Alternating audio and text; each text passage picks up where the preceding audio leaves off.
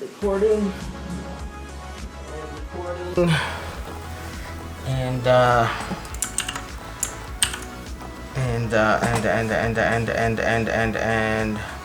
start recording. So everything's recording right now.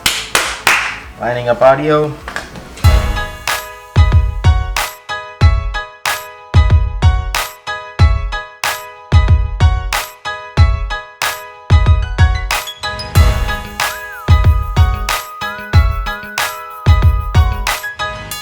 Alright, hello people of the internet. Hello people of the internet. Hello people of the internet.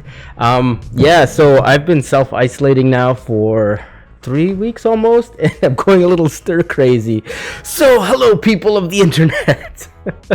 Yeah, the thing is I'm self-isolating solo. I live on my own, so yeah. The only time I see people is when I go grocery shopping, so it's a different experience, that's for sure. This is very unique. But anyway, let's get to the point here, because this might be a little bit of a longer video, as I will be rambling on a little bit about this stuff.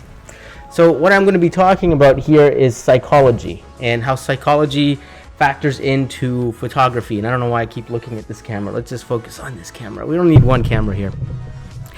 And yeah, I went to university for mass communications, and psychology was part of the curriculum, and some psychology classes were my favorite.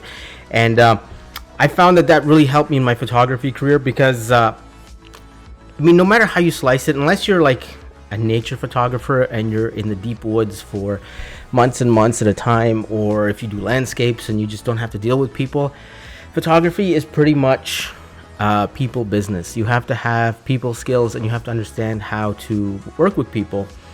And if you're really good at photography, you'll understand how to read people, because there's a lot of like management going on with photography. If you've got a big project and you've got a creative director, you've got a stylist, you've got a makeup artist, you've got 5 models, you've got product developer, and you got all these people on set. I don't know why I keep looking over there. Okay, that camera no longer exists. Okay, and you have all these different people on set, and you have to deal with them all, and sometimes you have to manage different personalities, and creative directors can tend to be a little bit, and I'll explain exactly what they are here through this Punnett Square thingy that we're going to be looking at. Yeah, so you're going to run into different personalities, and managing personalities is a good skill to have, but unless you can read those personalities and understand what you're managing, most of the time you're managing nothing. You're just trying to manage emotions and things, but you have to understand where those emotions come from. You have to understand where the hopes, dreams, and fears of somebody come from, right? Like, why is a creative director being such an a-hole to you? It's because his fear is disappointing his boss, and his boss is hiring him to do something very specific, and if he can't fulfill that, then he's obviously fired, right? So it takes a certain type of personality to be a creative director, but that also creates a certain type of personality. And then, you know, models have different personality types, and makeup artists and stuff like that. And, you know, some people will lollygag around, and you've got to force them to work. So, yeah, managing people is tough. Even like if you're starting out in photography and you have maybe 2 models and a makeup artist and a hairstylist all working in the same place together, and maybe somebody's not getting along, you have to be able to read them and figure out how you are going to diffuse the situation.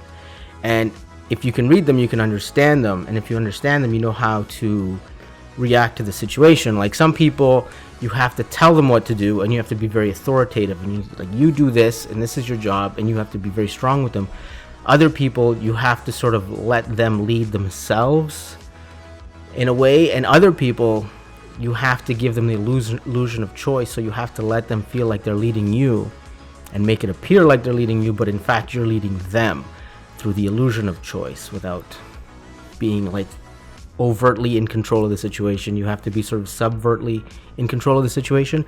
And yeah, so this is something really interesting. This is one of the things that's helped me a lot in photography, in terms of understanding people, because like I said before, if you don't understand the person and what's going on in here, then it's really hard to manage the situation.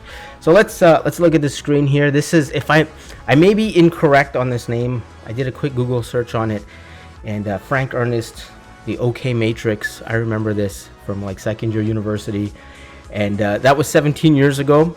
and I'm gonna give you my thoughts on this and how it applies to what I do. And you could apply this to anything really, any job you're in. If you're in construction and you're trying to work with people, different trades and stuff, this could help you. So it'll apply in a lot of places. So let's get to it. And if I got this name wrong, Frank Ernest, leave a comment down below in the comments, because it's been a while. It's been a while since I did this. So here we go. This is what's going on here. This is a Punnett Square, right? So you have 4 outcomes, and nobody falls 100% into any one of these squares. This is always like a percentage here. You know, a little bit here, a little bit there. Look at it as a scale of like 0 to 100, right? So everyone falls in a different place along this line. So this is I'm okay, I'm not okay. So this is your perception of yourself, right? And this is you're okay, you're not okay, and this is your perception of the world, right? So it's a very simple concept. So let's look at the first box here. This person thinks that they are okay, and I don't know how to make computer graphics, so I'm just recording myself in Photoshop here. So we're just gonna have to make do with this this very low-tech solution to a problem. Okay, so this person believes that they're okay, and then when they look out in the world, they believe everyone else is okay. So this is a very interesting person, because I mean, if you're running a business, if you're a manager or whatever, this is the type of person you want to hire. This is the type of person that you want around. This is the person you want to grow business with. Even if you're dating, just wait for these guys to pass, because this mic probably picks up everything. Yes, even if you're dating, this is the type of person you want to date, because they have a good sense of themselves. They're confident in themselves, and they're also confident in other people, and they believe in other people, because their thoughts about themselves are they're okay, and their thoughts of the world, pretty much the world's okay, right? And that usually leads to a lot of positivity, and there's opportunity to grow in those situations. Now here, someone is not okay. They think they're not okay, but their view of the world is that the world is okay, right? So this is an interesting person here. I don't want to say that this is sort of like a loser or anything like that. I don't want to go that extreme, but that kind of personality does fall into this section. This is more somebody who's maybe been betrayed by life, or who's been bullied, who's been traumatized in some way, who's been picked on, that kind of thing. Their self-esteem is ruined, or not ruined, but it's been beat up a little bit. So they believe like, hey, there's something wrong with me, but everyone else is fine. You know, and I see a lot of this in the modeling industry, especially with girls, because when girls start competing with each other for, you know, who's prettier, who's more beautiful, and they start nitpicking at themselves, and they're like, oh yeah, my nose is not good, so I'm not as beautiful as anyone else, or my boobs aren't big enough, or my butt's not big enough, right? And maybe in the more academic world, some people might think, oh, I'm not smart enough, you know, I don't read enough, but everyone else definitely does. But the thing is with this is people tend to think less of themselves. They think of themselves as inferior and everyone else is superior. So they all automatically go into this submissive kind of state. And these people, like con artists, look for these kinds of people. These people are so easy to take advantage of, so easy to force to do things, because they really just don't believe in themselves. So you want to take advantage of someone, you find somebody in this situation, right? But, you know, as an employer, if you have an employee who's like this, they're kind of easy to lead. They're kind of easy to, you know, this is your task, this is what you do. You know, you take that stapler, you put it back on my desk, and you move your desk to the basement, right? But yeah, so that's another personality type. And if you know people like that, obviously you want to be a good human being, and you want to try and move them over from, you know, feeling not okay about themselves more towards okay, right? So this is when I get clients like this, for example, like a lot of people who book headshots for the first time will come in, and that's their disposition. They're like, oh, you know, I'm just not pretty enough. I'm not confident enough in front of the camera. I don't look good. My hair's not good. My nose is not good. My ears, my lips, blah, blah, blah, blah, blah. They always have some excuse, when in actuality, confidence is beautiful, right? So they're kind of killing their confidence by not feeling like they're inferior. So as a photographer, you notice this personality type, and you're like, okay, well, let's build on the positives. You know, you take a couple shots. Oh, you have such beautiful eyes, or you've got beautiful teeth, beautiful smile, your hair looks good. I like that outfit, that you know, that blazer looks good with those pants. And you just try and feed the compliments in there to build up their personality, and then bring them over this way towards the I'm feeling okay. And then once they start feeling confident and okay, you'll just see they blossom in front of the camera, and then they start hitting all these poses and doing different things, and you're like, oh, okay, I'm seeing a transformation here. It's like a therapy session. All right, so now we're gonna go down to here. And this is an interesting personality type. They think they are okay, but they think the rest of the world is not okay. Now these people can't get out of their own way. They're the perfectionist type. They think that they are God's gift to humanity and everyone else sucks. They're the smartest, everyone else is inferior. These people are control freaks. These people have massive egos. And yeah, they're just, I don't know, they're not fun to be around because they're so into themselves.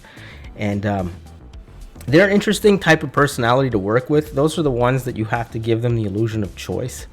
So for example, you're working with somebody like this, and no matter what you do in terms of a creative idea, whatever you have, it's never going to be good enough, because their own psychology is like, I'm amazing, everyone else sucks. If the photographer comes up with an idea, it's not going to be good enough. Only my ideas are good enough, right? They have that disposition. So what you do in this situation is you give them the illusion of choice. So you come up with two concepts, and you say, listen, here are two ideas for you. Which one do you think is better? And then you ask them, well, what do you think we could do to make this a little better? You know, what can we do to make this outfit better? Could we adjust this? What do you think about this? Always give them the choice. So they pretty much build a shoot from their perspective, right? It's not you telling them what to do, and then they could be like, well, I'm amazing, and this shoot just wasn't good enough, right? Yeah, so with them is just you just kind of have to lead them. Just like, hey, okay, you choose this outfit, but don't tell them to choose the outfit. Give them a choice. Say, okay, these are the two outfits that would work best in this situation. Which one do you think is better?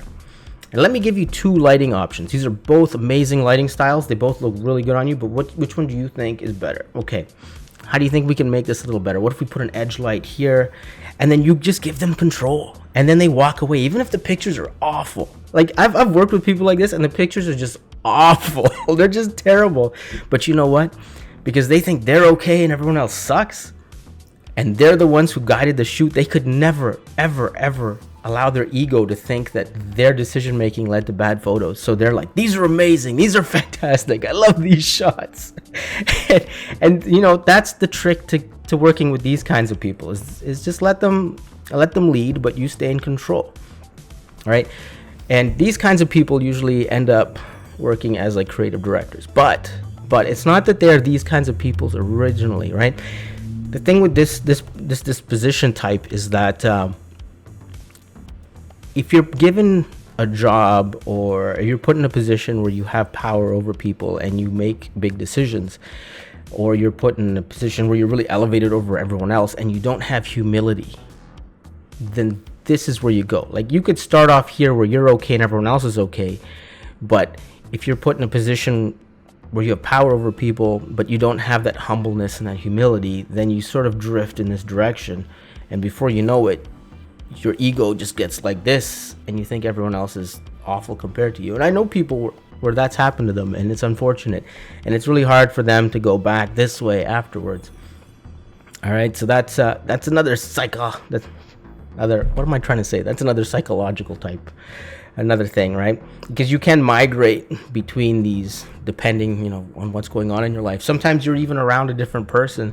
Like, I know for me, I'm pretty confident and outgoing, but there's certain people I'm around that I used to know when I was a kid, and I kind of revert to my state as a child when I'm around them, and it's really weird. And now we have this type. This is the rarest type, and also what I feel is the most dangerous type.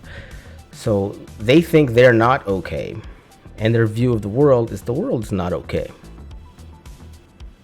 So it's just a lot of like, I suck, you suck, everything sucks, screw the world, right? I mean, you could have homicidal maniacs falling into this category where they're just like, my life's valueless, your life's valueless, I kill you, who cares, right?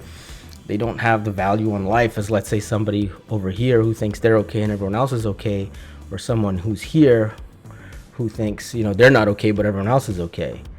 Here, I don't think these people would be bad, but if they think they're so much better than everyone else, I don't know if they would value life as much as someone here or here. For I don't know. Now I'm going too deep. But anyway, this type of person, I don't know, maybe like you could also be suffering with severe depression. I could see people here being depressed and here being depressed, you know, where they're just like, you know, miserable, life's not good, life's terrible, I don't see the light at the end of the tunnel, you know, very dark and very low. And these type of people, like, they need help. And if you run into someone like that, you know, you got to be positive, try and you know, build up their confidence, try and figure out why. Well, I mean, it's not, as a photographer, it's not your job to be a therapist, but if you're working with somebody who's in that kind of situation, you want to try and help them out, make them feel better so you can take photos of them. Otherwise, well, even if you do take photos of them, the fact that they don't feel confident about themselves or anything else, it would be tough to get them to really love the photos anyway. But yeah, I've only run into a few people that really fit into this. So nobody falls into any one of these categories 100%, right? Like, you'd be like a little heat map, like, okay, you're mostly okay, a little bit of this, or, you know, you're a little bit of that, a little bit of this, you know, everyone. Oh, did I do that all on the same layer? But anyway, you get the point, right? Like, nobody falls 100% into any one of those. And that concludes this quick little chit chat on how to read people and how to understand. I'm going to do a lot of videos on the psychology of photography, because I think it's so important to be able to read people in order to manage situations. And let's tie it all together by talking about that. So we have somebody here who's okay and okay, and if you recognize that personality and you're having a conflict with them, this is the type of person you could sit down with and say, okay, listen, this is the situation, this is what's going on, this is the end result, we're trying to create this is the goal. We're obviously butting heads on this idea. What can we do to align ourselves so we can get to the goal smoothly, you know, finish our day and go home and, you know, have a beer, have a drink, and, you know, have a good time. So what can we do to get to the end goal as smoothly as possible? And you can reason with them because they think they're okay, you're okay, everyone's good. You may have a difference of opinion, but you can work it out, right?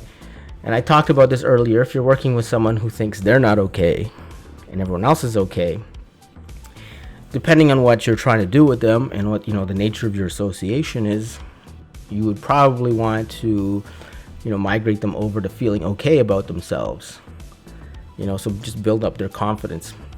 But it depends what you're doing. If you're in an authoritative position and you need people just to obey and follow tasks, then you just tell them what to do and they'll do it, right?